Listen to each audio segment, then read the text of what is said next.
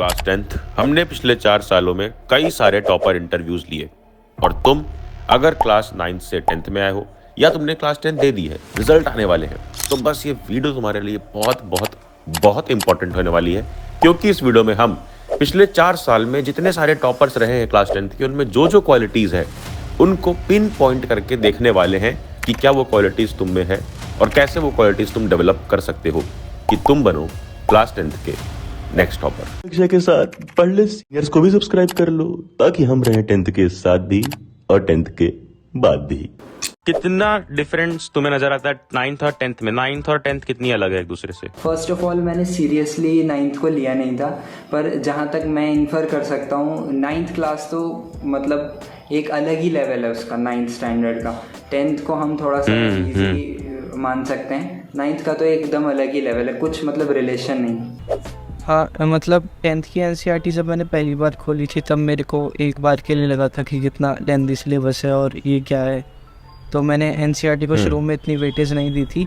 लेकिन जैसे जैसे टाइम पीरियड बढ़ता गया वैसे वैसे पता लगा कि एनसीईआरटी को जितनी वेटेज देंगे उतने ज़्यादा मार्क्स हम एक्सपेक्ट कर सकते हैं। मैंने तो स्कूल को ही फॉलो किया था, मतलब स्कूल के जो टीचर्स बताते हैं और जो हमारा फ्रेंड सर्कल है उसमें ही डिस्कशंस वगैरह करते हैं हम। तो जैसे स्कूल के टीचर जो नोट्स लिखवाते हैं वही फॉलो करें, और जो टीचर्स ने क्वेश्चंस वगैरह दिए थे, प्रैक्टिस क्वेश्चंस और शीट्स जो मिलती थी उन्हें मैं सॉल्व करता था, और जो मिस्टेक्स होती थी वो टीचर से पूछता था, जो डाउट फंस जाते थे मेरे। टाइम टेबल का ये रहता था, मतलब जैसे जो चैप्टर चल रहा है तो मैं उस पर फोकस करता था, और जैसे सैटरडे संडे मिलते थे तो फ्री रहता था तो मैं उसमें जो हो चुका है अभी तक का उनको रिवीजन करता था, और जो मतलब क्वेश्चंस मेरे से पिछले चैप्टर्स में नहीं हुए थे उनको रिव्यू करता था और याद करता था। ऑनलाइन लेक्चर्स का बेस्ट यूज़ तभी है जब हम ऑनलाइन लेक्चर्स को ऑफलाइन की तरह ट्रीट करें, कि मतलब जैसे लेक्चर्स लाइव आ रहे हैं तो हम most of the time live attend करने की कोशिश करें। अगर थोड़ा टाइम वेस्ट हो रहा है तो हाँ रिकॉर्डेड देख सकते हैं, जो कि मैं रिकॉर्डेड प्रेफर भी करता हूँ, पर हमें एकदम फॉलो उसे रिलीजियसली करना है कि मतलब हम ऑफलाइन ही बैठे हैं किसी इंस्टीट्यूट में या हम पढ़ रहे हैं, तो वैसे उसका बेस्ट यूज़ हो सकता है। डिस्ट्रैक्शंस तो ये डिस्ट्रैक्शंस में जो एक डिस्ट्रैक्शन काफी कॉमन होती है हम सब में कि हमें कोई ना कोई दिख जाती है या दिख जाता है, तो वो वाली डिस्ट्रैक्शन हुई तुम्हारे साथ? नहीं, वो तो मैंने मतलब बिल्कुल ही अपने आप को कट कर लिया था। 10th के स्टार्टिंग से ही डिसाइडेड था मेरा कि इस सब के चक्कर में पड़ गए तो फिर बर्बाद ही है इस टाइम। मतलब 9th तक प्रो, फिर उसके बाद नहीं। हाँ जी।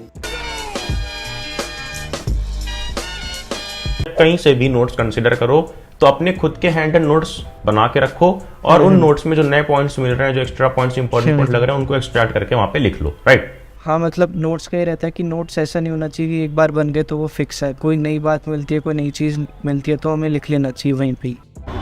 साइंस, नो वंडर मुझे भी डर लगा था, मैं भी परेशान हुआ था। So firstly I have realise कि आई थिंक कॉम्पिटेंसी बेस्ड 40% से 50% इंक्रीज हो गया है, 10% इंक्रीज हुआ है in total. And to solve competency based questions, जो ऑलमोस्ट आपका आधा पेपर रहेगा, what you have to do is you have to refer to the notes which are provided by पढ़ले Akshay. I refer to them because वो एक ऐसे format में presented है जो एकदम क्रिस्प है, but at the same time वो क्वेश्चंस की फॉर्मेट में है, जिसके बारे में मैं भी एम्फसाइज कर रहा था। एंड एडिंग टू दैट वहाँ पर कलर्स भी यूज हुए हैं, तो विजुअली याद करने में बहुत ज़्यादा हेल्प होती है instead of studying from those bland NCERT books. Secondly, diagrams are very important.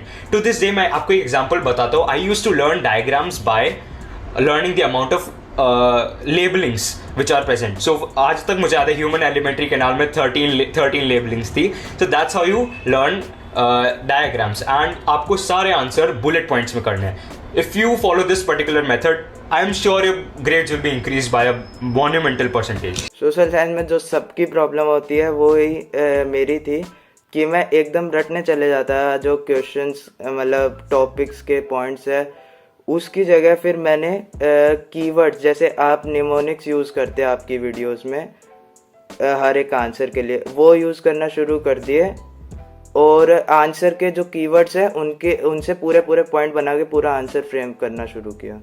मैंने बहुत प्रीवियस ईयर क्वेश्चन सॉल्व किए हैं, एंड पास्ट 7 इयर्स के रिगरसली मैं सब सॉल्व करते गया था, and that is how I was laughing in the exam room की यार ये तो सब देखा हुआ है पहले से, and that's how I got 100 और 100 इन मैथ्स। और हाँ, चाहे ये जितने टॉपर्स क्लिप्स देख रहे हो वो हूँ या फिर मैं खुद हूँ यार, डिफिकल्ट टाइम्स में जल्दी कोई सपोर्ट नहीं करने आता है, कोई तुम्हारे साथ नहीं खड़ा होता है, बट उस डिफिकल्ट टाइम में जब कोई लिटरली तुम्हारे साथ होता है ना, वो तुम्हारे पेरेंट्स होते हैं, वो तुम्हारे वो सच्चे फ्रेंड्स होते हैं, और वो चीयरिंग, वो साथ जो खड़े होते हैं, लोग चीयर करते हैं तुम्हारे लिए, उससे बहुत बहुत बहुत सपोर्ट मिलता है किसी भी जर्नी में।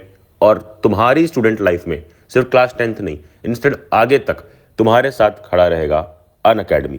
सिर्फ एजुकेटर्स नहीं, नोट्स नहीं, बल्कि educator, lessons, notes, tech team, हर एक चीज, हर एक पावर लगा दी है यार अनअकैडमी ने। और अब ये बात सिर्फ मैं नहीं कह रहा हूं, ये बात सचिन सर खुद कह रहे हैं।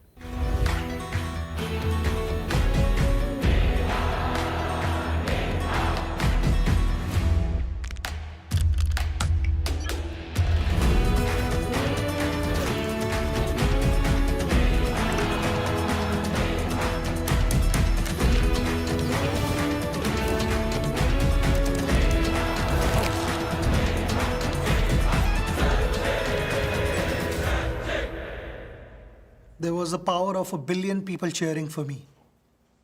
What's the power behind you?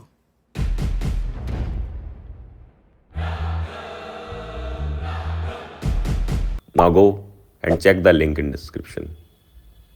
Chapter complete होने के लिए मैं पहले एनसीईआरटी फॉलो करता था जो स्कूल में करवाते थे, और जब स्कूल में ख़त्म हो जाता था तो होमवर्क के लिए हमें क्वेश्चन आंसर्स दिए जाते थे एनसीईआरटी के, तो वो मैं खुद से सॉल्व करता था, और फिर स्कूल में जाके नेक्स्ट डे वो डिस्कस होते थे तो उनके आंसर्स मैच करता था। उसके बाद मैथ्स साइंस के लिए मैंने एग्जाम्पलर फॉलो करी थी, एनसीईआरटी एग्जाम्पलर, उसमें काफ़ी अच्छे लेवल के क्वेश्चंस हैं तो उसको भी सॉल्व करता था मैं।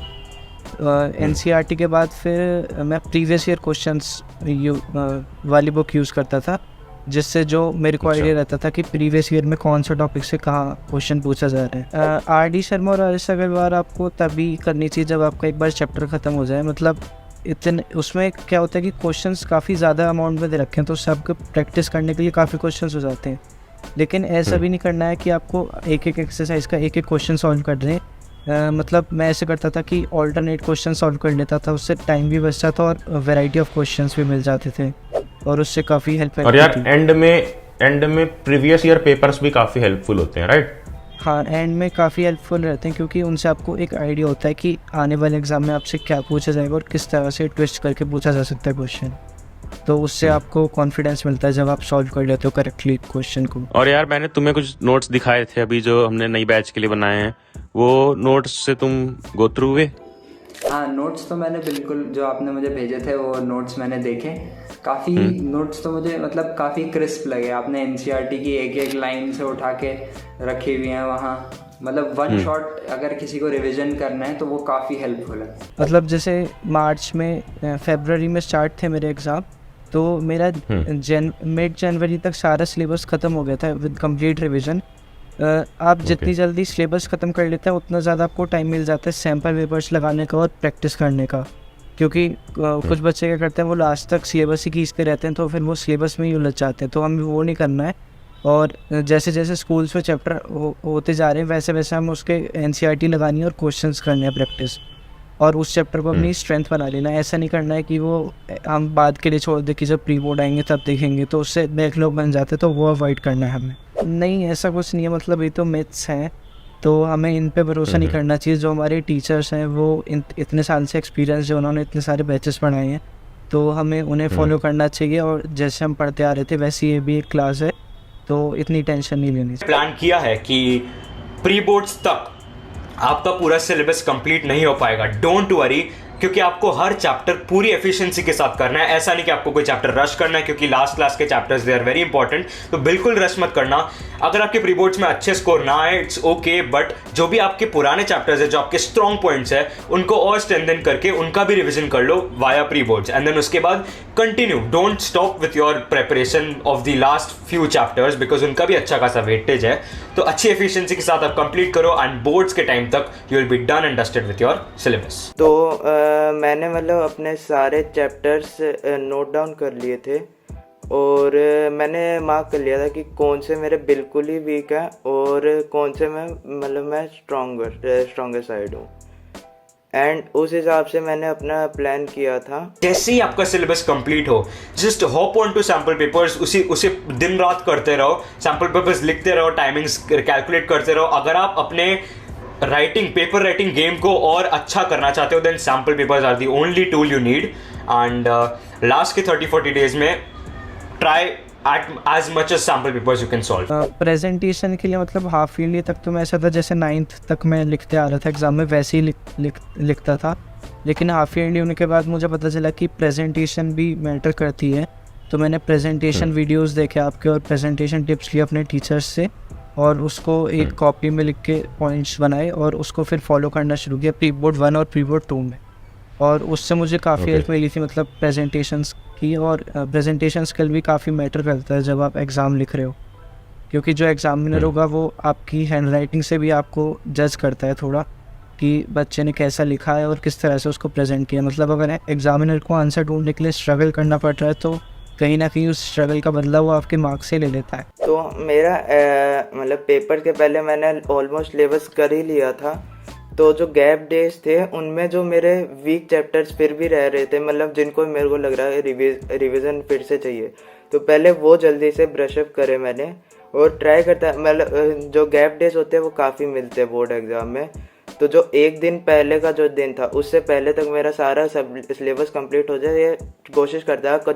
कुछ पेपर में नहीं होता था, बट सुबह तक मैं करके और फिर एक सैम्पल पेपर लगाता था. मैं पिछला जो CBSE का ऑफिशियल वाला है वो मैंने बचा के रख रखा था, पिछले दिन वो लगा के गया था मैं. तो सबसे पहले मैं जो हायर मार्क्स वाले होते थे 5 नंबर वाले जो सेक्शन होता है वो करता था. उसके बाद मैं MCQs करता था. उसके बाद फिर 3 मार्क्स वाले, फिर देन 2 मार्क्स वाले. वैसे कि आप अपने पेरेंट्स की वो स्माइल के लिए, वो प्राउड मोमेंट के लिए कि पेरेंट्स खुश होंगे, इतने साल से आपके लिए वो इतना कुछ कर रहे हैं, पेरेंट्स खुश होंगे, उनकी खुशी के लिए मेहनत आपको करनी है और बोर्ड्स में इतने खतरनाक मार्क्स लाने हैं कि नेक्स्ट टाइम इंटरव्यू आपका हो. आई होप तुम्हें सारी क्वालिटीज समझ में आई होंगी, ये वीडियो वैल्यूएबल लगी होगी. और जैसा मैंने कहा, ये सारे वीडियोस, ये सारे टॉपर इंटरव्यूज की लिंक्स डिस्क्रिप्शन में दे दूंगा, जरूर जाकर देखना, बहुत कुछ सीखने मिलेगा. और पढ़लेक्स ऐप इंस्टॉल कर लेना, जहां पे free of cost notes, worksheets, time based quiz और तो और फ्री ऑफ कॉस्ट